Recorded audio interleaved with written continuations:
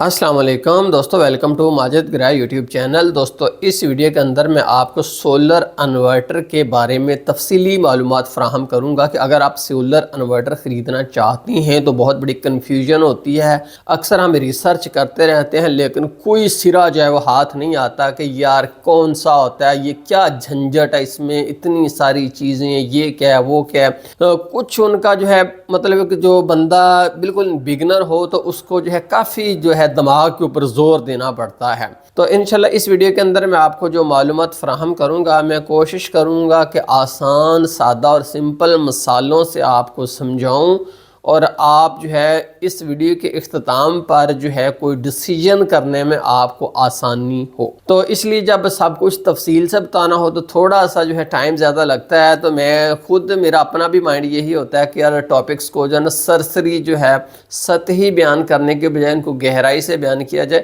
تاکہ ویورز جو ہیں وہ بار بار ایک ویڈیو سے دوسرے ویڈیو میں بھٹکنے کے بجائے جو ہے وہ ان کو ڈیٹیل معلومات حاصل ہوں، اور میرا مقصد جو ہے پن پوائنٹ وہ آپ کو جو ہے وہ صحیح معلومات دینا ہی ہوتا ہے۔ تو اگر آپ ایک سولر انورٹر لینا چاہتے ہیں تو اور بجلی کا بل یا ختم یا کم کرنا چاہتے ہیں تو یہ بہت ہی زبردست آئیڈیا ہے۔ آج کل سولر انرجی کامیاب ہے، 100%، 110% کامیاب ہے۔ ایسا ہو ہی نہیں سکتا کہ آپ کا جو ہے وہ سولر کے پیسے لگائے ضائع ہوں، وہ 100% آپ کو آؤٹ پٹ دیں گے۔ تو جب آپ سولر انورٹر کا ڈیسیژن کر رہے ہوں تو جو پوائنٹس آپ نے سب سے پہلے اپنے ذہن میں رکھنا ہے وہ یہ ہے کہ کیا آپ کے پاس جو ہے وہ ایسا ایریا موجود ہے جس کے اوپر سن کی لائٹ جو ہے وہ صبح سے شام تک پڑتی ہو، یعنی کہ کہہ لے کہ کم از کم صبح 8 بجے سے لے کر جو ہے زیادہ سے زیادہ 8:30 آپ کر لیں، کوئی بھی موسم ہو، پینلز کے اوپر دھوپ پڑنی شروع ہو جائے اور شام کو 4 بجے تک پینلز کے اوپر دھوپ پڑے۔ کیا وہ ایریا آپ کے پاس موجود ہے اور وہ کتنا ایریا ہے، یہ آپ نے جو ہے وہ نوٹ کرنا ہے۔ تو آپ یہ ذہن میں رکھیے کہ اگر آپ کے دائیں اور بائیں دونوں طرف بلند و بالا عمارتیں موجود ہیں، یا آپ کے سامنے بہت بلند عمارت موجود ہے اور آپ جو ہے پھر یہ نہیں سوچ سکتے، اس کا طریقہ کار یہ ہے کہ 8 بجے جا کر دیکھیے کتنی دھوپ ہے، 9 بجے جا کر، 10 بجے، 11 بجے، اس طرح سارا دن جو ہے مختلف اوقات میں جا کر دھوپ کا اندازہ کیجئے کہ کون سے ایریے کے اوپر دھوپ پڑتی ہے اور کتنی دیر جو ہے وہ پڑتی رہتی ہے۔ ایسا تو نہیں کہ 11 بجے جا کر دھوپ آئی تھی۔ اور اس کے علاوہ دوستو بعض کا درخت، بڑے بڑے درخت سفیدہ وغیرہ کے دائیں بائیں ہوں تو وہ بھی پرابلم جو ہے دیتے ہیں۔ اس کے علاوہ امپورٹنٹ بات سن لیجئے کہ سردیوں میں جو سورج بہت پیچھے چلا جاتا ہے تو ایسی صورت میں دھوپ بہت لیٹ ہوتی ہے۔ تو خاص طور پر آپ کی جو ساؤتھ کی طرف جو دیوار ہیں یا درخت ہیں وہ ابھی اگر گرمیوں میں آپ کو سایہ نہیں بھی دے رہے تو سردیوں میں جو ہے جب سورج ان کے پیچھے چلا جائے گا تو جنابے والی بہت بڑا پرابلم آپ کو فیس کرنا پڑے گا، یہ بھی سوچ لیجئے گا۔ اور دوسرا آپ یہ سوچ لیجئے گا کہ پینلز جو ہیں کچھ چھوٹے موٹے نہیں ہوتے، پینلز کے لیے کافی جگہ چاہیے ہوتی ہے۔ دوستو جب آپ جگہ کا فیصلہ کر لیں کہ آپ کے پاس جگہ موجود ہے تو اس کے بعد اگلا امپورٹنٹ فیصلہ یہ ہوتا ہے کہ آپ نے نا کتنے کلو واٹ کا سسٹم لگانا ہے۔ جتنا کلو واٹ کی آپ کی ریکوائرمنٹ ہے نا، آپ کو اتنا ہی اس کے اکارڈنگ ہی لگوانا چاہیے۔ ایسا نہیں ہے کہ آپ بہت ہی بڑا لگوا لیں جو کہ آپ کے یوز میں ہی نہ ہو اور آپ کے کافی پیسے اس کے اوپر جو لگ جائیں اور وہ فضول ہو، اور کوئی ایسا نہ ہو کہ جتنی آپ کی ضرورت ہے آپ اس سے بہت چھوٹا لگوا لیں۔ ادھر جو ہے آپ کپڑے استری کر رہے تھے، ادھر آپ کی والدہ نے واشنگ مشین چلا دی تو وہ ٹرپ کر گیا، ادھر آپ کمپیوٹر کے اوپر کام کر رہے تھے، ادھر والدہ نے جو ہے کپڑے استری کرنے لگ پڑی تو آپ کا کمپیوٹر جو ہے وہ بھی بند ہو گیا، سولر انورٹر ٹرپ کر گیا اور جو آپ نے کام کیا تھا وہ بھی ضائع ہو گیا۔ تو پھر بھی اگر ضرورت سے چھوٹا ہم لے لینا تو اس سے ہمیں جو ہے زیادہ نقصان ہمارا ہوتا ہے۔ دوسری طرف اگر ہم ضرورت سے تھوڑا سا بڑا لے لینا تو اس کا ہمیں لانگ ٹرم فائدہ ہی ملتا ہے۔ تو دوسرا یہ ہے کہ آپ نے کتنے کلو واٹ کا سسٹم لینا ہے، یہ بہت ہی امپورٹنٹ فیصلہ ہے۔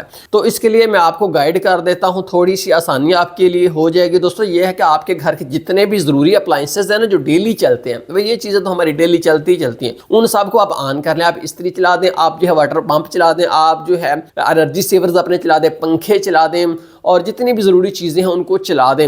اور اس کے بعد آپ ایسا کریں LED ٹی وی ہے اس کو چلا دیں, کمپیوٹر کو چلا دیں. تو اس کے بعد جو ہے آپ کچھ ایسے اپلائنسز ہوتے ہیں جو کہ اوکیجنلی چلتے ہیں, ڈیلی تو نہیں چلتے. مثلا واشنگ مشین ہے, یہ ڈیلی نہیں چلتی, لیکن جب پھر بھی ہفتے میں 1-2 دن چل ہی جاتی, تو آپ اس کو بھی آن کر لیں, اس کو بھی آن کر لیں. مطلب جتنے اپلائنسز آپ میکسیمم یوز کرتے ہوتے ہیں ان کو آپ آن کر دیں. لیکن کچھ ایسے ہوتے ہیں جو کبھی ایک بار مطلب کوئی سالوں میں مہینوں میں یوز ہوتے ہیں, ان کو آپ بے شک نہ چلائیں, ٹھیک ہے جی.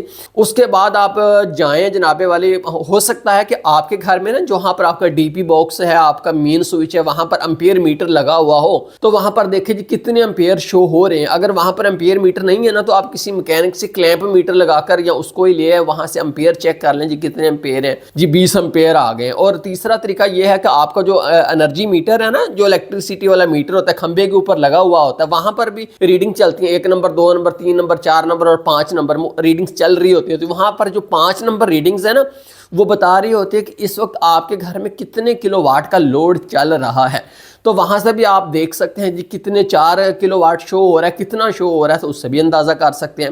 فرض کر لیں کہ آپ نے امپیئر میٹر لگائے تو وہاں پر 20 امپیئر آ گئے, ٹھیک ہے. آپ 20 امپیئر کو آپ 220 سے ضرب کریں گے. آپ کے گھر میں, ہمارے گھر میں جو عام طور پر بجلی آتی ہے نا, وہ 220 وولٹ ہوتی ہے, تو 220 سے آپ 20 کو ضرب کریں گے نا, تو جواب آ جائے گا 4400. تو اس سے ہمیں پتہ چل گیا کہ ہمارے گھر کا اس وقت جو لوڈ ہے نا میکسیمم, وہ 4400 واٹ ہے. تو اب ایسا نہیں ہے کہ ہمیں جی 4400 واٹ کا لے لینا چاہیے, ہمیں جو ہے کم از کم 30% اس سے اوپر کا لینا چاہیے. تو یوں جو ہے آپ کو کم از کم جو ہے 6 یا 6.5 کلو واٹ کا جو ہے انورٹر ہے وہ لینا چاہیے, ٹھیک ہے جی. یوں آپ اپنے گھر کا لوڈ کیلکولیٹ کر سکتے ہیں. اگر میں آپ کو جو ہے سطحی بتاؤں تو میں یہ کہوں گا کہ عام جو گھر ہے نا, جو موسٹلی پاپولیشن ہے 90%, وہاں پر 4 سے لے کر 6 kV تک کے سسٹم جو ہے گھروں میں لگے ہوئے ہوتے ہیں. اگر کوئی چھوٹا گھر ہے نا, اس میں 1-2 کمرے ہیں اور گھر کا صرف لوڈ مختصر سا لوڈ ہے وہ چلانا ہے, تو 4 kV جو آپ کے لیے کافی ہوگا. اگر ساتھ آپ چاہتے ہیں نہیں یار AC بھی چلانا ہے, تو پھر 5 kV. اگر آپ چاہیں کہ یار پورے گھر کا لوڈ سولر پر چلے, مزہ آ جائے, تو پھر 6 kV کا آپ لے سکتے ہیں. اور ویسے بھی جو آپ کہیں نا کہ ان انورٹر میں سے سب سے زیادہ پاپولر کون سا, تو 6 kV جو ہے نا, یہ بہت ہی زبردست انتخاب ہوتا ہے. کہہ لیں کہ زیادہ تر لوگوں کا انتخاب 6 کلو واٹ کا ہوتا ہے. لیکن جن گھروں میں بہت زیادہ کمرے اور بہت زیادہ AC ہوتے ہیں, تو وہاں پر پھر 8-10 kV کا بھی جو ہے وہ سوچا جا سکتا ہے. بٹ موسٹلی جو پاپولر ہے ہماری پاپولیشن ہے, وہ 6 kV کی رینج میں آتی ہے. تو یہ تو دوستو کلو واٹ کا آپ نے فیصلہ کر لیا. جب آپ کلو واٹ کا سوچ لیں نا, تو اس کے بعد پھر انورٹر کی کچھ قسمیں ہیں. 4 قسم کے انورٹر ہیں, میں چاروں کو ڈیٹیل سے آپ کو ایکسپلین کر دیتا ہوں. آپ نے 1 منٹ میں خود ہی فیصلہ کر لینا کہ یار مجھے جو ہے وہ یہ لگوانا ہے. تو دوستو جو ان میں سب سے پہلی کیٹیگری ہے نا, وہ ہے آن گریڈ انورٹر. آن گریڈ انورٹر, تو یہ جو آن گریڈ انورٹر ہوتے ہیں, اس کی میں آپ کو کوالٹیز بتا دیتا ہوں, ان کے فیچر بتا دیتا ہوں. یہ جو آن گریڈ انورٹر ہوتے ہیں نا, جب آپ کے گھر میں گرڈ کی وابڈا کی بجلی آ رہی ہو, تو اس وقت یہ چلتے ہیں.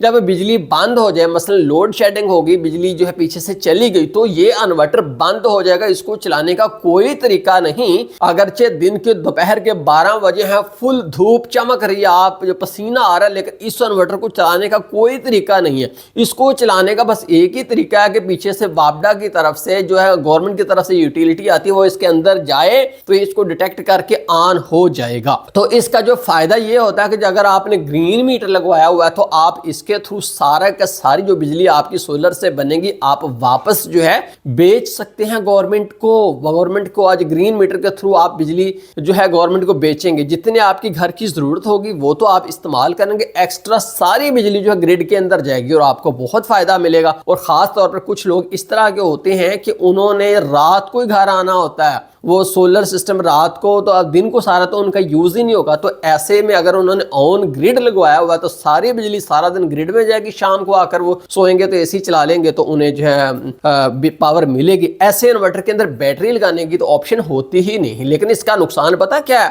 کہ فرض کر لیجئے کہ دوستو لوڈ شیڈنگ ہو گئی دوپہر کو 3 گھنٹے, تو تسی بھی بیٹھے ہو بلے, تو آپ کو پاور نہیں ملے گی. تو دوسرا ہے آف گریڈ انورٹر. तो ऑफ ग्रिड इन्वर्टर जो है इसको बिजली की तारें बिल्कुल ही नहीं लगती, ये ग्रिड से जो है वो वाकिफ नहीं होता, इसमें सिर्फ बैटरीज लगेंगी और सोलर पैनल लगेंगी। तो दिन में ये आपको पावर फराहम करेगा सोलर पैनल से, साथ करेगा बैटरी को चार्ज, रात को आपको पावर देगा बैटरी से। तो यहां पर एक फायदा ये है कि हमारा बिजली का बिल जो है वो नहीं आएगा क्योंकि हम ग्रिड को यूज ही नहीं करेंगे। लेकिन नुकसान पता है क्या है, अगर आपने रात को हैवी लोड चलाना है, फर्ज कर लीजिए कि आपने एसी चलाना है, आपने इस्त्री चलानी है, अपने जो बड़े आलात हैं वो चलाने हैं, तो बैटरियां तो पावर उनको देने से रही। तो ऐसी सूरत में आप जो है ग्रिड की तरफ जाएंगे, ग्रिड की तरफ जाएंगे तो फिर आप ग्रिड यूज करेंगे या इनकी बैटरियां यूज करेंगे, तो कंफ्यूजन होती है। तो इसलिए ये जंगल में जहां पर बिजली है ही नहीं, बिजली के भी वहां पर खंबा ही नहीं है, तारे नहीं है, गवर्नमेंट के पावर ही नहीं, वहां पर ऑन जो ऑफ ग्रिड है वो ठीक है। लेकिन शहरी इलाकों में जहां पर सब कुछ कोई भी हालात हो सकते हैं तो वहां पर ये कामयाब नहीं है और ऑन ग्रिड भी नहीं है। वहां पर जो है कामयाब ये है कि हाइब्रिड सोलर सिस्टम। अब मैं आपको तीसरी कैटेगरी बता रहा हूं, ऑन ग्रिड बताया, फिर ऑफ ग्रिड बताया और फिर हाइब्रिड बता रहा हूं। हाइब्रिड के अंदर उन्होंने दोनों को मिक्स करके एक ना दोनों के फीचरों को शामिल करके एक नया इन्वर्टर बना दिया। तो चूंकि दोनों को जमा किया इसलिए इसका रेट उन दोनों से ज्यादा होता है, ये महंगा होता है, लेकिन इसके अंदर ऑप्शंस आपको सारी मिल जाती है। इसके साथ बिजली भी कनेक्ट आप कर देंगे, इसके साथ बैटरियां भी लगेंगी, इसके साथ सोलर पैनल्स भी लगेंगे और यह हर चीज को स्मार्टली मैनेज करेगा। एप्लीकेशन आपके मोबाइल फोन में होगी, वहां पर आप इसको ऑर्डर जारी करेंगे कि भाई तुमने सबसे पहले घर को पावर सोलर से फराहम करनी है, एक्स्ट्रा बिजली जो आए उससे आपने बैटरी जारी करनी है और बैटरी जारी करने के बाद आपने ग्रिड फीडिंग करनी है। रात को जब सारा लोड है वो आपने बैटरियों से चलाना है, बैटरी खत्म हो जाए तो आपने वापडा से ले लेना है, इलेक्ट्रिसिटी से ले लेना है, लेकिन वापस इलेक्ट्रिसिटी से बैटरी चार्ज आपने नहीं करनी, वो दिन को करनी है जब सोलर हो। इस तरह स्मार्टली आप इसको मैनेज कर सकते हैं। ग्रिड फीडिंग भी करता है, बैटरी भी होती है, सब कुछ होता है। तो इसलिए तकरीबन 90% लोग जो है ना उनकी चॉइस यही है। क्यों? इसके अंदर आपको तमाम ऑप्शंस मिल रही हैं। तो इसलिए जो ऑन ग्रिड और ऑफ ग्रिड है वो खास हालात के अंदर खास हालात के लिए बना हुआ है, जनरल पब्लिक के लिए वो जो है सूटेबल नहीं, कहीं ना कहीं लिमिटेशंस आती हैं। तो इसलिए 90% लोगों की पसंद हाइब्रिड इन्वर्टर है। उसके बाद दोस्तों नेक्स्ट जो कैटेगरी चौथी है वो है पीवी इन्वर्टर। जो पीवी इन्वर्टर होते हैं ना, ये एक बॉक्स होता है, डब्बा होता है, जितना हमारा कोई डेक होता था पहले जमाने में, ये कोई साउंड सिस्टम होता है, इतना बड़ा डब्बा, वो बॉक्स होता है। उसके अंदर जो पीवी आपके सोलर पैनल्स लगे हुए छत के ऊपर, उसकी तारें सीधी बॉक्स के अंदर आती है और इसको कुछ भी नहीं लगता, ना इसको बैटरी लगती है, ना इसको जनाबे वाली बिजली अटैच की जा सकती। इसके आगे से 2 तारें निकलेंगी, वहां पर जो है आपको 230 वोल्ट जो है वो मिलेंगे। आप उससे सुबह से लेकर शाम तक, सुबह 8 बजे से लेकर और जनाबे वाली गर्मियों में 7 बजे से लेकर, बल्कि इससे भी पहले से लेकर शाम लेट तक, सूरज गुरूब होने से कोई आधा घंटा पहले तक आप उससे पावर लेते रहते हो। तो हमारे जो है घरों में होता क्या है कि औरतें जिन घरों में इस तरह के इन्वर्टर लगे हों वो दिन में कपड़े भी इस्त्री कर लेती हैं, पानी भी भर लेती हैं पंप चलाकर, और वॉशिंग मशीन भी चला लेती हैं, खाना भी इसी के ऊपर बना लेती हैं, जितने पावर वाले काम होते हैं, ड्रायर भी चला लेती हैं, और कंप्यूटर के ऊपर काम करना तो वो भी चला लेती हैं। सब कुछ चलाकर वो दिन में सारे काम निपटा लेती हैं कि जी फ्री बिजली है, सब कुछ कर लें। तो रात को इस तरह के इन्वर्टर के में एक चेंज ओवर लगा होता है, उससे आप चेंज ओवर करके ना वापडा के ऊपर शिफ्ट कर दें, क्योंकि ये तो बंद हो जाएगा। तो फिर ऐसी सूरत में होता यह है कि सुबह और शाम आपको चेंज तो करना पड़ता है, कोई इतना मुश्किल काम नहीं है, बिल्कुल ईजी है, औरतों की आदत बन जाती है सुबह चेंज करना और शाम को चेंज करना। शाम को तो वैसे ही वो ट्रिप कर जाएगा तो टी टी करेगा तो औरतें चेंज कर देती हैं। तो उससे ये होता है कि चूंकि सारे पावर वाले काम हम दिन में कर लेते हैं तो रात में क्या बचेगा? रात में या एलईडी बल्ब्स बचेंगे तो या टीवी बचेगा या पंखा चल जाएगा गर्मियों में, तो उससे बिजली का बिल बहुत कम होता है। तो इसलिए मेरी पसंदीदा कैटेगरीज हैं। अगर आप लगवाना चाहते हो तो मैं आपको कहूंगा कि अगर आपका बजट लो है तो फिर आप पीवी इन्वर्टर ले लें, आप भूल जाएंगे। और उसके बाद अगर आपका बजट काफ़ी ज़बरदस्त है तो आप हाइब्रिड ले लें। तो इन दोनों में से जो है आप मोस्टली पॉपुलेशन जो है वो चूज करती होती है। कह लेंगे जो बजट फ्रेंडली है, जो मिडिल क्लास है, वो तो पीवी इन्वर्टर्स की तरफ बहुत ज़्यादा जाती है। इनमें जो है एक देसी इन्वर्टर होते हैं जो कि गली मोहल्लों चौबारे के ऊपर बैठे लोग बना रहे हैं, वो भी 1 साल की गारंटी देते हैं। और इसके अलावा कुछ कंपनीज के भी होते हैं, जैसे कि पाकिस्तान के अंदर गैलेक्सी कंपनी है, वो गैलेक्सी NV-PV 9000 नाम से एक इन्वर्टर बना रही है जो कि एक पीवी इन्वर्टर है। और इसके अलावा फ्रांस ने भी बनाया। उसके बाद जब उन्होंने इसकी पॉपुलैरिटी देखी, और उसके बाद तीसरे नंबर पर ना अब तो ज़्यूनिक ने भी बना दिया है। लेकिन जो सबसे ज़्यादा इस वक्त जो है वो गैलेक्सी का इन्वर्टर है, वो क्योंकि पहले आ गया था, इसने ज़्यादा धूम मचा दी है और बड़ा कामयाब है। और उसमें आप सुबह से शाम तक ज़बरदस्त पावर लेकर आपने बिजली के बिल को इंतहाई यहाँ से आप उठाकर उसको यहाँ पर ज़मीन के ऊपर ला सकते हो, ठीक है जी। उसके बाद जो नेक्स्ट फैसला आपने करना होता है, ये भी आपने फैसला कर लिया कि हमें जो है अभी ये वाला सिस्टम लगवाना है। उसके बाद ये है कि जी इसके अंदर कंपनीज कौन सी हैं यार, कंपनी को तो हमें पता नहीं कौन कौन सी होती हैं। तो जैसे अगर आप देखें तो मोबाइल फ़ोन के अंदर आप जाएँ ना, मैं आपको समझाने की कोशिश करता हूँ कि मोबाइल फ़ोन के अंदर जाएँ तो ये आईफोन ले लें, सैमसंग ले लें, टेक्नो ले लें, ओप्पो ले लें, इन्फिनिक्स ले लें, वीवो ले लें, इस तरह बहुत सारी कंपनीज़ हैं ना। और इसके अलावा बहुत सारी ऐसी कंपनीज़ भी हैं जो कि बिल्कुल घटिया माल बना रही हैं, वो पॉपुलर ही नहीं हैं। तो यहाँ पर भी क्या किसी भी कंपनी का ले लें, नहीं, मैं आपको बताता हूँ कंपनीज़ कुछ ऐसी कि जो कि ज़बरदस्त है। पहले तो मैं आपको बताऊँगा इंटरनेशनल कंपनीज़ जो कि पूरी दुनिया के अंदर मानी तरमानी हुई कंपनीज़ हैं, उनमें अंदर हवावी है, ग्रोवाट है, सनग्रो है, सोलिस है और गुडवी है। तो ये कंपनी जो कि मैंने बताई है, हवावी, गुडवी, ग्रोवाट, सनग्रो और सोलिस, तो ये इंटरनेशनल कंपनीज हैं, जिसका भी आपका दिल करे आंखें बंद करके ले लें। उसके बाद दूसरे नंबर पर ना पाकिस्तानी ब्रांड्स हैं, वो भी बड़े ज़बरदस्त काम करते हैं। उनमें अगर आप देखें तो जैसे इन्विरिक्स है, सोलर मैक्स है, मैक्स पावर है, नॉक्स है, आइटल है। 5 कंपनियां मैंने आपको अच्छी जो है बता दी, अगर आप चाहें तो इनका ले सकते हैं। ये भी बड़े ही ज़बरदस्त इन्वर्टर्स बनाते हैं, कोई मसला नहीं। मैंने आपको टॉप के 10 ब्रांड्स जो है बता दिए। इसके अलावा आपके पास जो इसके अलावा और भी ब्रांड्स मौजूद हैं।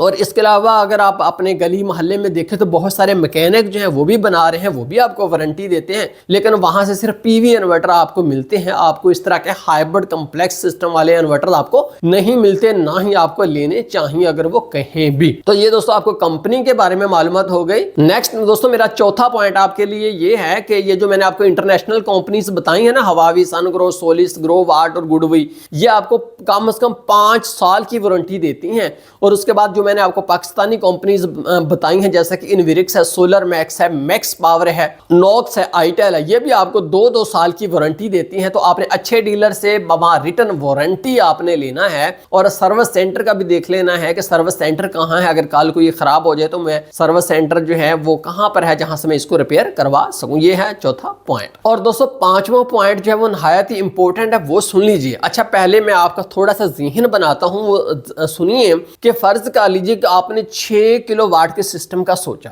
ठीक है, ज़हन में लाइए। तो क्या जो उसके साथ पैनल्स लगाने हैं वो भी आपने 6 किलोवाट के लगाने हैं? बताइए जरा। नहीं, बिल्कुल आपने सही बताया कि पैनल हमने इससे ज्यादा पावर के लगाने हैं। अगर 6 किलोवाट का सिस्टम है ना, तो 6 किलोवाट तो वो आगे पावर प्रोवाइड करेगा, लेकिन सोलर पैनल जो उसको इनपुट पीवी से मिलेगी, सोलर पैनल से मिलेगी, वो कितने वाट की उसको देनी चाहिए? तो क्या वो भी 6 किलोवाट की देनी चाहिए? नहीं, उसको उससे ज्यादा पावर देनी चाहिए। देखिए, ये जो सोलर पैनल्स होते हैं, अगर 585 वाट का है तो वो 500 वाट ही दे दे तो बहुत है, ठीक है। कभी भी इनकी एफिशिएंसी 100% नहीं होती। कोई लेबॉरेटरी के अंदर खास सर्कमस्टेंसेस के अंदर आप उसको टेस्ट नहीं कर रहे, खास टेम्परेचर के ऊपर उसका टेस्ट नहीं किया जा रहा, या रैंडम हालात के अंदर उसके ऊपर डस्ट भी पड़ेगी, मट्टी भी पड़ेगी, और सुबह और शाम में सूरज की रोशनी भी कम पड़ेगी, दोपहर को ज्यादा रोशनी पड़ेगी। तो ऐसी सूरत में इसकी एफिशिएंसी तकरीबन 80% आपने काम करनी है। तो यूं जो 6 किलोवाट का इन्वर्टर है उसको तकरीबन 7 या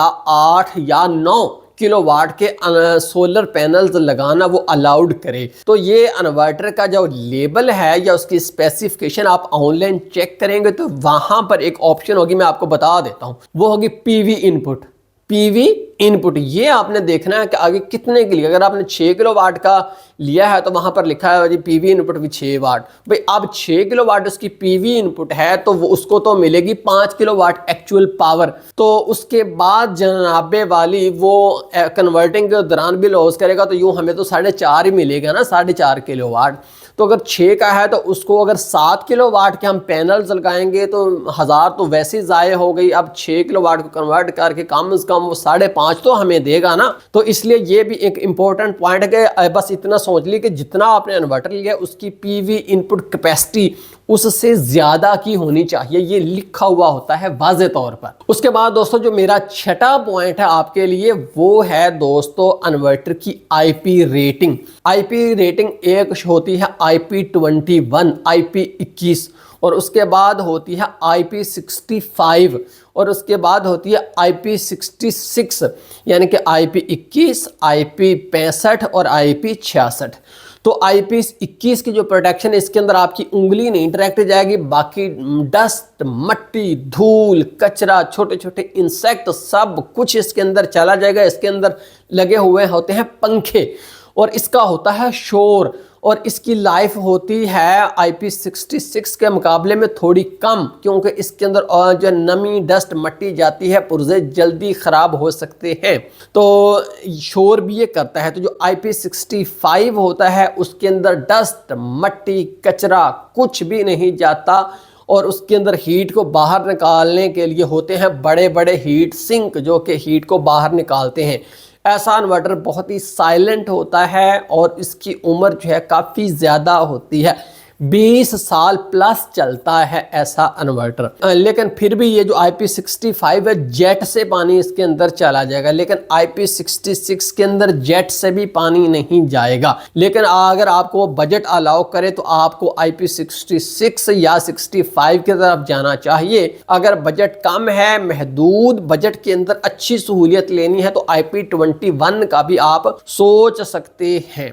ठीक है जी। अब एक बात सुन लीजिए कि IP21 जितने का है IP66 जो है उतने ही किलोवाट का जो है उससे डबल रेट का है। फर्ज कर लीजिए कि ये 1.5 लाख का है IP21, तो IP65 या 66 जो है वो 2.5 लाख का होगा। ठीक, 1 लाख रुपए एक्स्ट्रा आपको पे करना पड़ेगा सिर्फ इस प्रोटेक्शन की खातर। मैंने आपको बता दिया कि ये सारी चीज़ें बजट तय करता है। वैसे जो है आम पाकिस्तानी जो चूज़ करते हैं उनका मैं आपको बता देता हूँ, आम जनरल जो मिडिल क्लास है वो IP21 की तरफ ही जाती है। उसके बाद दोस्तों जो नेक्स्ट 7वां पॉइंट है वो ये है कि उसके जो अंदर जो MPPT चार्ज कंट्रोलर लगा हुआ है ना, उसकी वोल्टेज रेंज क्या है। अच्छा जी, इसको मैं ज़रा इजीली आपको समझाने की कोशिश करता हूँ कि MPPT charge controller voltage range क्या होती है। तो फर्ज कर लीजिए कि आपके पास एक LED बल्ब है, आमतौर पर 220 उसको मिलते हैं तो चल पड़ता है, लेकिन बाज़ कात आपने देखा होगा कि बिजली कम होती है फिर भी वो रोशन रहता है, कम और हो जाती है फिर भी रोशन रहता है। लेकिन एक सर्टन लेवल से जब बिजली नीचे गिरती है,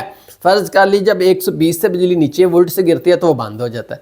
दूसरी तरफ 230 पर भी चलता रहता है, 40 पर, 250 पर, जब बिजली 260 होती है तो वो जल जाता है। तो दरमियान वाली जहां पर वो नॉर्मली ऑपरेट करता रहता है ये उसकी वोल्टेज रेंज है। इस वोल्टेज के दरमियान आपको जो है दे सकते हैं, कंप्यूटर, चार्जर सब के ऊपर लिखा हुआ होता है कि इस वोल्टेज रेंज के दरमियान जो है सही चार्ज सही काम करेगा।